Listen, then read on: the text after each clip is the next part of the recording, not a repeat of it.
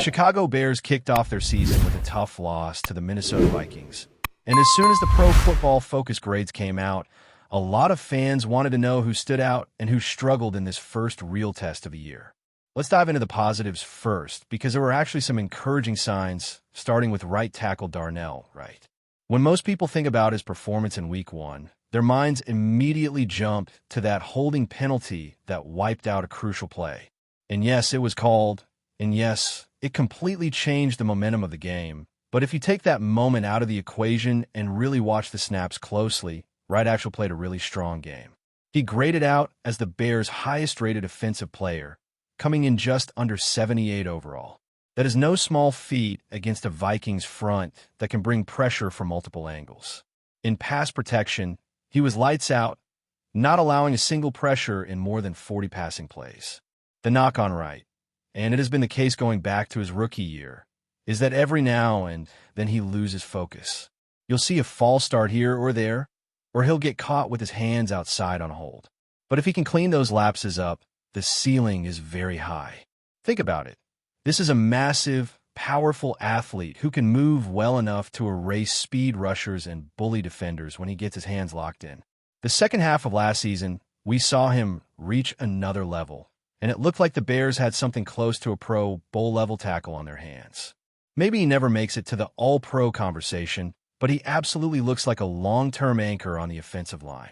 And considering that the guard right next to him, Jonah Jackson, really struggled in this opener, it makes Wright's performance stand out even more.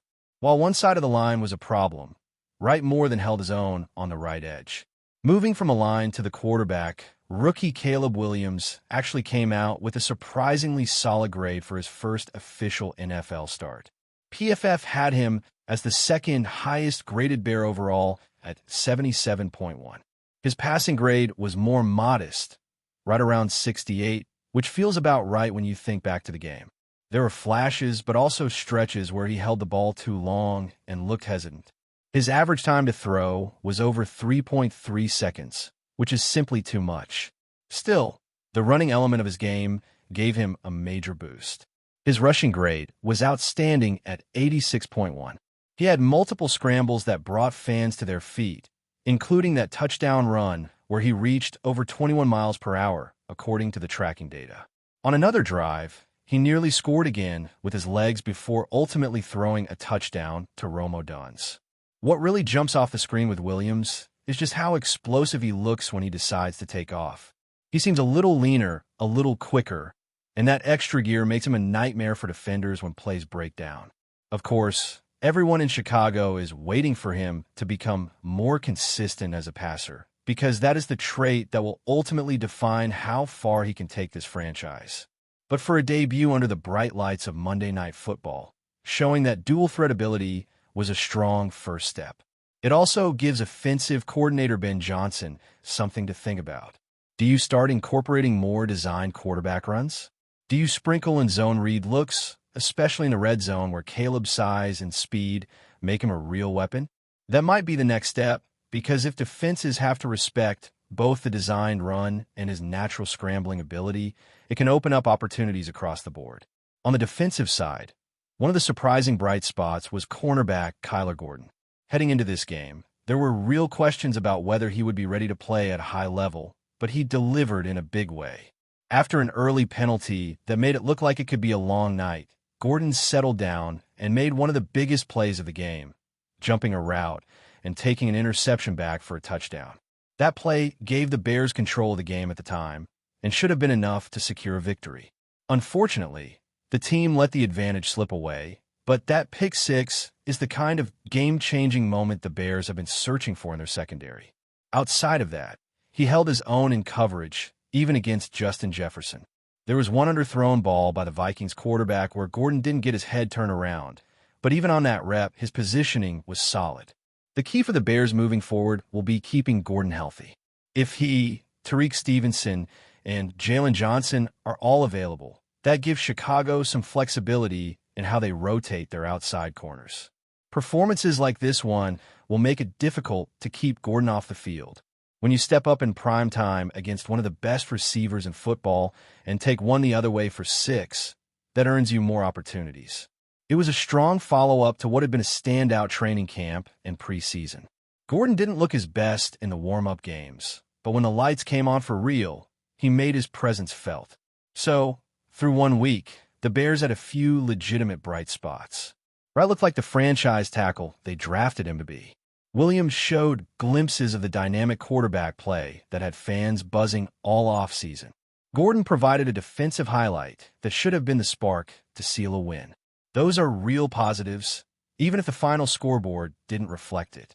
But football is a results-driven business, and the fact remains the Bears couldn't close out the Vikings despite those standout performances.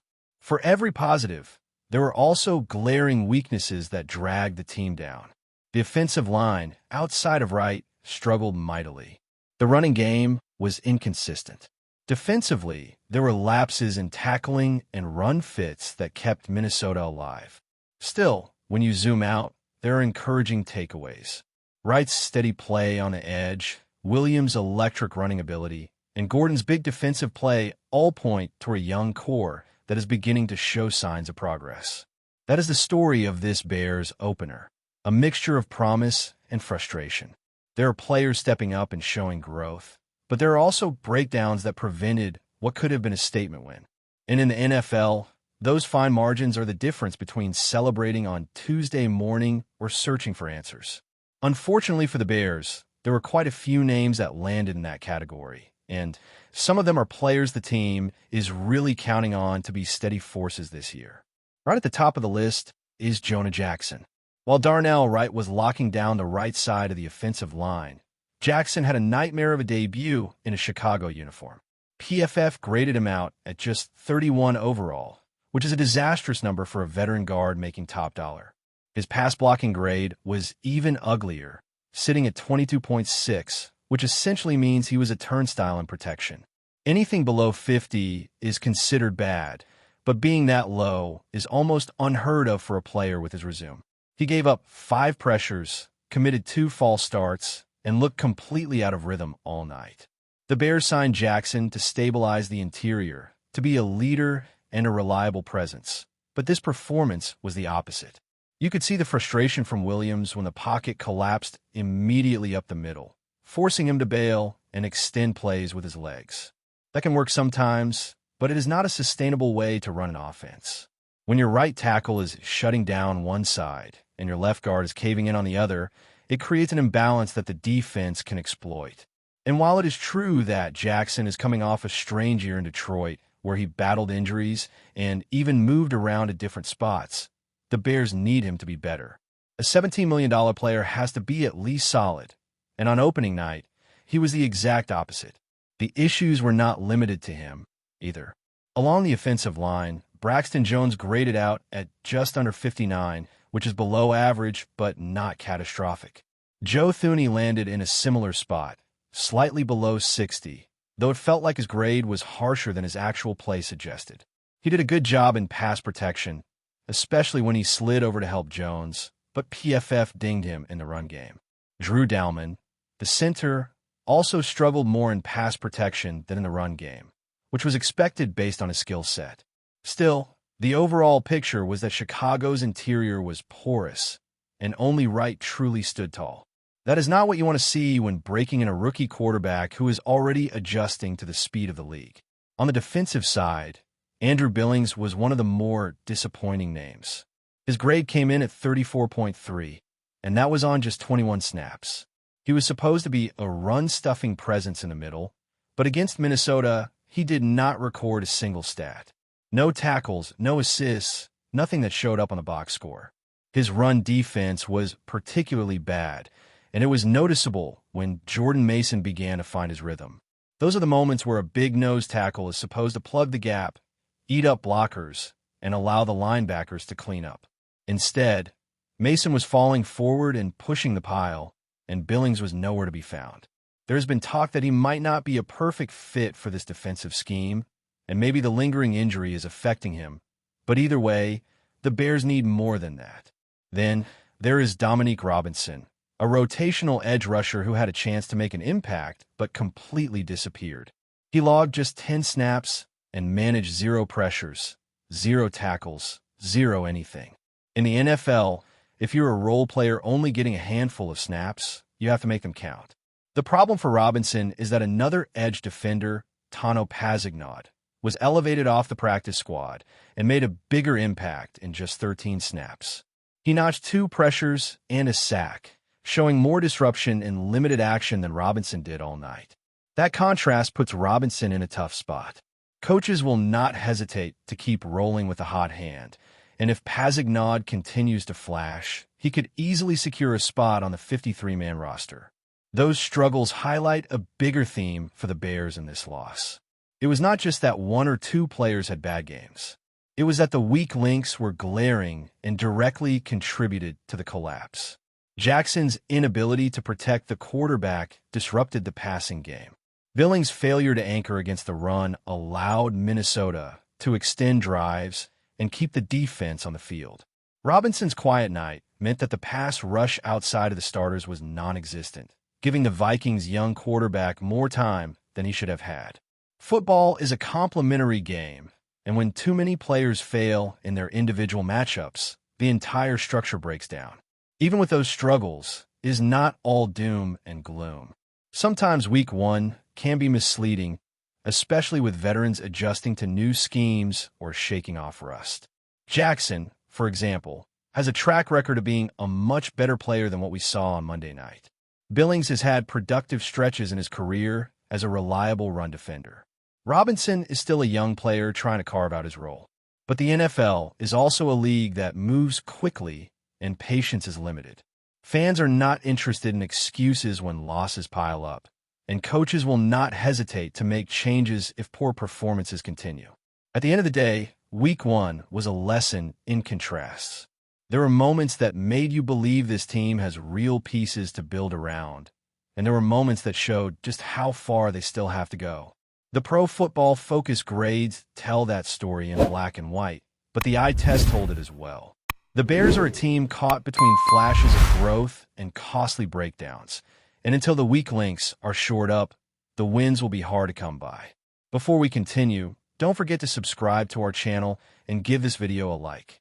Your support helps us keep bringing you the latest updates on our Chicago Bears. And don't be shy. Drop your thoughts on the news in the comments below.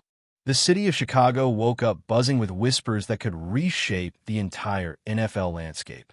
Reports are swirling, though not yet confirmed officially, that superstar wide receiver TYREEK Hill has landed in the Windy City, penning a 4-year deal with the Chicago Bears. The move, if true, marks one of the most shocking shifts in recent memory, shaking the foundations of both the AFC and NFC. Hill, long known as the league's most electrifying deep threat, now seems poised to bring his speed and playmaking to Soldier Field, igniting hopes among a fan base hungry for a return to glory. The rumors spread quickly through social media late last night, with cryptic posts and unverified sightings of Hill in Chicago fueling speculation. Insiders claim the deal was sealed behind closed doors after weeks of secret negotiations. For seasons in navy and orange, that's the word on the street, with Hill becoming the centerpiece of a new Bears offensive identity. The franchise, often criticized for lacking star power on the offensive side of the ball, may finally have the weapon that can change everything. Fans are already dreaming of highlight, real plays. Hill streaking past defenders, connecting with a young and hungry quarterback, and transforming the Bears from gritty underdogs into a feared offensive machine. Could this be the beginning of a new era? Or is it simply smoke without fire? Another offseason rumor destined to fade?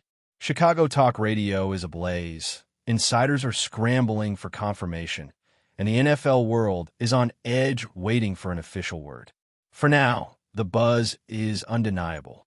TYREEK Hill to the Bears for years of unmatched speed and swagger. It sounds almost too wild to be real. Yet in the unpredictable theater of professional football, the unbelievable often becomes truth. If the whispers prove accurate, the Windy City is about to get a whole lot faster. That's it for this update. If you enjoyed the video and want to stay updated with exclusive news about our Chicago Bears, be sure to subscribe to our channel and hit that like button. We can't wait to hear your thoughts in the comments. See you in the next video.